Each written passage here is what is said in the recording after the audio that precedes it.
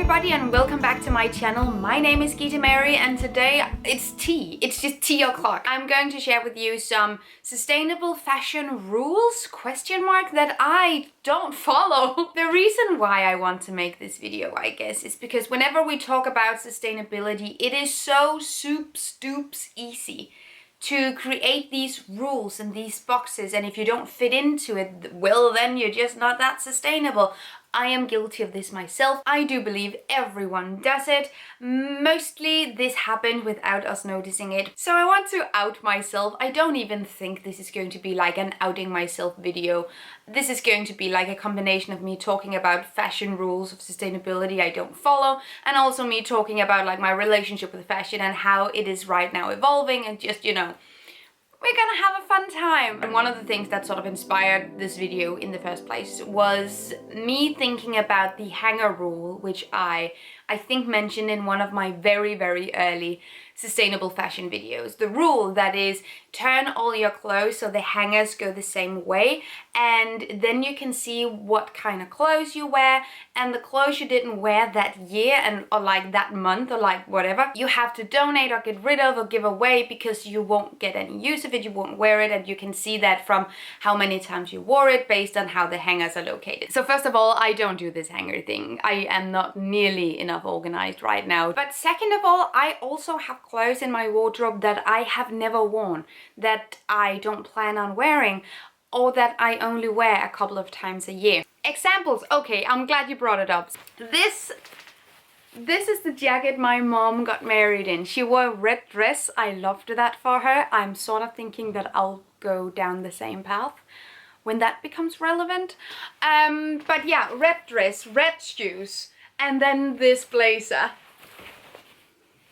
As you can see, this is not an item that would in any way, shape or form pass the hanger test.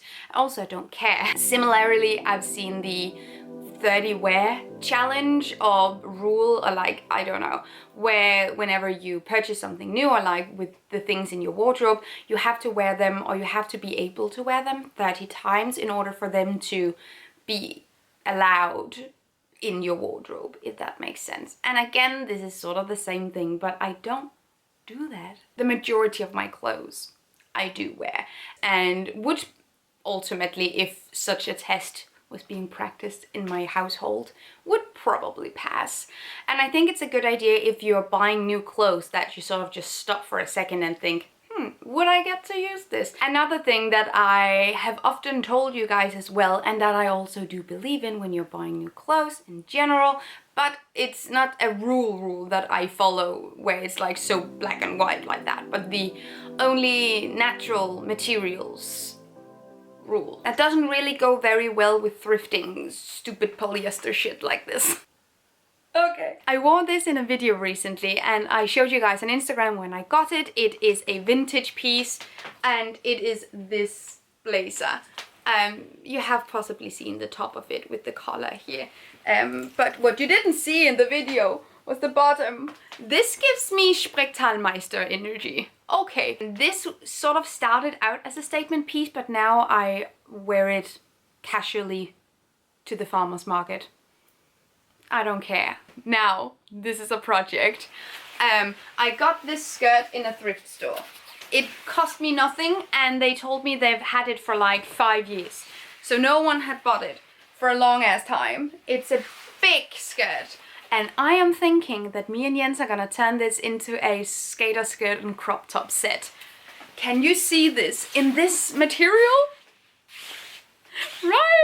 I am so excited to do this. Is this something I would wear, you know, on the daily to the farmer's market? No. Actually, I think I might. I definitely think it's a good idea that the overwhelming amount of everyday clothes that you wear are made from materials that don't release microplastic whenever you wash them. That is generally a good idea. I have clothes like this that I wear for like occasions, or where I have to only wear them for a couple of hours, then I can take it off. So I don't have to wash it all the time. The clothes that I wear constantly and like all day and like when I work and all of this stuff, I prefer that to be of natural materials, because whenever we have to wash them, they don't release microplastic if they're not synthetic.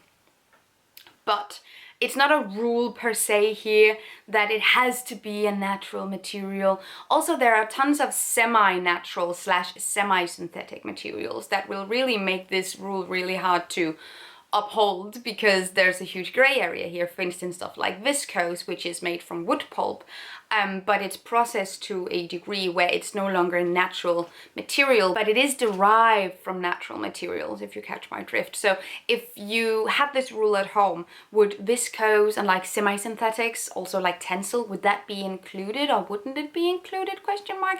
It really depends on what you mean by natural, I guess, because if you mean not releasing microplastic, when yeah, that only counts some types of materials, like for instance polyester, other petrochemical plastic derived materials. But then there are other types of semi-synthetics that are technically not natural, but that also don't release microplastic. Because, you know, there are also downsides to natural materials, like for instance conventional cotton, which I have a whole video about the impact of that, which is pretty big. You know, there's tons of stuff that goes on with cotton. Conventional cotton is the #1 non-food crop that uses pesticides and insecticides in the world. So much water. It's a whole mess.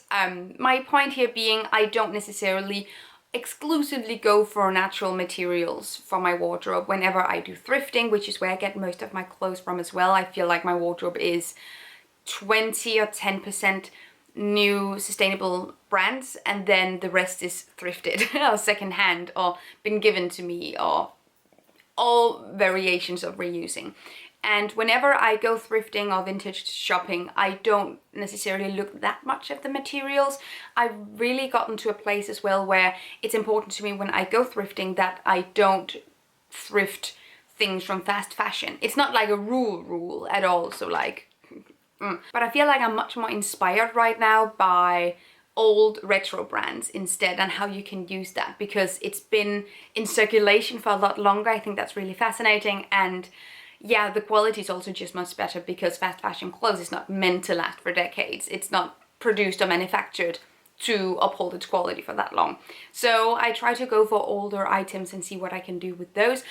And a lot of those clothes are made with synthetic materials as well, but they hold up pretty neatly. You can also get some amazing cotton pieces. So my point here being, it's not a rule. It really depends on the piece, and it really depends on what I want to use it for. Now, another thing that I have seen, and this is especially when sustainability and minimalism sort of becomes like a love child of some sort. And I have talked about minimalism as well. So, and you can also see from like the vibe of everything that minimalism is perhaps not like this household. But another fashion rule that I've seen is the only one of everything. So one black t-shirt, one pair of trousers, one pair of sunglasses, one scrunchie, one bag, all this kind of one of everything lifestyle. This is a great way of going about it if that's your jam. This is also a great way to make sure you don't overconsume, and there are many upsides to this.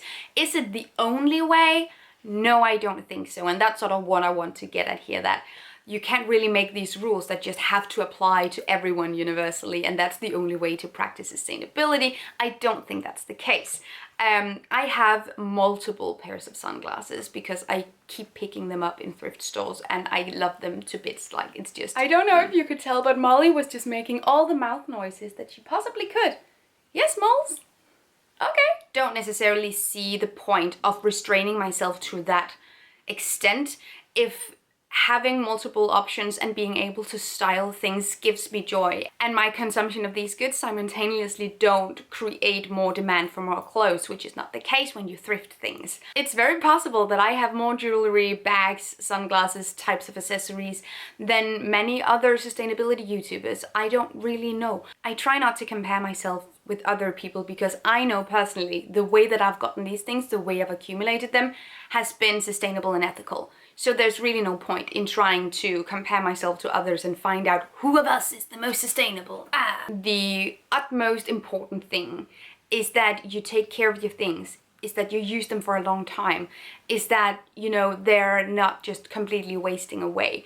And I use my sunglasses, I use my shoes, I use my bags, okay, and I'm gonna have them for a long time. Many of them are vintage and retro and have lived longer than I have already. So I feel like that's pretty good to begin with. One of my most important things is that I don't support fast fashion, and I haven't in years at this point. And I am sort of transitioning further into trying to avoid it whenever I am at thrift shops. When I was in high school, and I know I've talked about this in my From a Hyper Consumer to a Zero Waster video as well, but when I was in high school, I had a fashion blog, I went to Fashion Week, I really wanted to work in the fashion industry, and I had over 100 pairs of shoes. Local TV did a bit about it. It was insane. And I hoarded clothes and accessories and just generally goods in a way that was very unsustainable, very unethical, but also very unhealthy for myself, because I used it sort of to compensate for the fact that I was perhaps not the happiest young adult at that point. I am not going back to my previous ways, and I'm never going to own 100 pairs of shoes again. That's just ridiculous. But I had a point where I sort of felt guilty for wanting another bag when I found one in the thrift shop, or another pair of sunglasses. I felt guilty when I wore more than 3 bracelets, and that's just absolutely unhelpful to everyone. And over the last year, honestly, but I started to realize that I wanted to put more effort into how I dress. I want to wear more jewelry and be more expressive and not boring. Not that I was boring before, but I really want to use I want to do more styling. That's just what I'm going at. And it gives me a lot of joy to do that in a sustainable way. Thus, I have a little bit more than one of everything. Some things I still just have one of, by the way. But it's just not a rule per se, you know? The only versatile clothing items rule. Okay, so I love me some good versatile pieces, things I can wear with anything. I also love transitional clothes you can layer up or layer down, so you can use them for fall and spring and summer and winter. Love that. 2 bits. Do I use it as a rule? Absolutely not. Because sometimes in thrift shops, on vintage apps, whatever, I come across a bomb statement piece. I come across something that's just so unique and cool, and I'm just dying to use it in an outfit. In terms of shoes, are these very versatile? Does anyone know if I wear these on every Thursday? I don't. They be thrifted though. They do be thrifted. I cannot wait to fall on my ass in those shoes. So it's not like a rule. It's a really good idea to have in the back of your head always whenever you look at something. Now, there is an immense privilege to being able to use fashion in this regard. There is an immense privilege to having good thrift shops where this is an option for you. And if you want to know more about how to thrift good things, or where to find the good thrift shops, or online, etc., I do have a link down below to my online international secondhand list. There we go. I'll also leave some different other videos that you can watch if you want to become better at thrifting and like what to look at and stuff like that. But yeah, on a final note, I think what constitutes sustainable fashion and style for me will ultimately always change, because I always change, and it doesn't make sense for me to put myself into a tiny box where I have to commit myself to a certain aesthetic because that's the only thing that's sustainable. That's not really how it works. And as long as you're not contributing to the demand of more things being made, I feel like you're good, okay? Like, I don't see the point of trying to discourage creativity in style and fashion. I don't see the point of trying to discourage self-expression. Is the proper way to do that, or like the best way of doing that, is that by going to fast fashion shops and just buying tons of things in bad quality made in sweatshops? No, that's the worst possible way of going about it, and also the least creative way, I feel like. It takes time to build up a good wardrobe, especially if you want it to be sustainable, and that time and that patience, I think it's something that we should really appreciate, because it does take time. Also in terms of home decor and building a home without going out of your way to buy new things produced poorly. It does take time to find the good things, but that's also a big part of the journey. And it's also a big part of just like the evolution of yourself and your wardrobe or your home.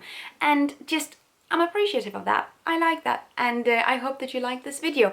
Leave me your comments down below. There's really no wrong answers. What does this make you feel, or like where do you fall on this only 1 t-shirt, 10 t-shirts spectrum? I would love to know, because there are really no wrong answers. As long as things are being sourced and acquired ethically and sustainably, I think we all just one big family, and it's okay to have different styles. I love that. I feel like I would just love to see your style and like what kind of style you have that's also sustainable, but what aesthetic do you prefer? You can tag me in a picture, you can just comment down below. I would really love to hear you out. Thank you so much for watching. Have an amazing day and take really good care of yourselves. Until next time. Bye. Thank you so much for watching this video, and also a special thank you to my Patreon supporters. You guys help me create green zero waste content and I love you guys. You can find the links to my social media accounts down below and the link to my Patreon on this screen. Bye!